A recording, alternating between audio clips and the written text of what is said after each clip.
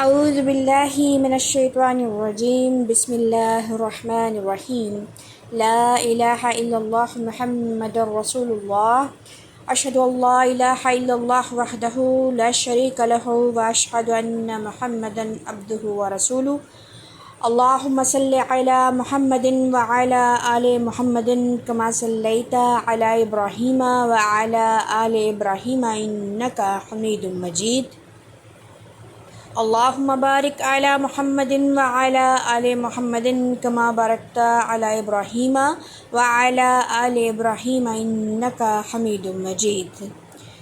احادیث مبارکہ میں سے احادیث ہے، حضور نبی پاک صلی اللہ علیہ وسلم نے فرمایا، اللہ تعالیٰ فرماتا ہے کہ جب میرا بندہ کسی برائی کا ارادہ کرے تو اسے نہ لکھو۔ یہ جو ہمارے کندھوں پر جو کرام کاتبین بیٹھے ہیں، یہ فرشتے ہمارے نیکیاں اور برائیاں لکھتے ہیں۔ نبی پاک صلی اللہ علیہ وسلم کا فرمان ہے کہ جب اللہ فرماتا ہے کہ جب میرا بندہ کسی برائی کا ارادہ کرے تو اسے نہ لکھو یہاں تک کہ اسے کر نہ لے، جب اس کو کر لے پھر اس کے برابر لکھو۔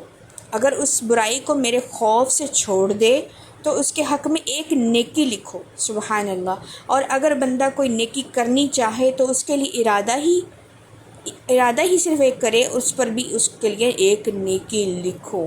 اللہ اکبر، سبحان اللہ۔ صحیح البخاری، آپ صلی اللہ علیہ وسلم نے فرمایا کہ جو احادیث مبارکہ میری سنے اور اس پر عمل کرے اور اس کو آگے لوگوں تک پہنچائے، وہ میرا محبوب ترین بندہ ہے۔ حضور نبی پاک صلی اللہ علیہ وسلم کی ذات اقدس پر آپ سب بھی مل کر درود پاک پڑھیں اور اس ویڈیو کو زیادہ سے زیادہ شیئر کریں۔ جزاک اللہ خیر۔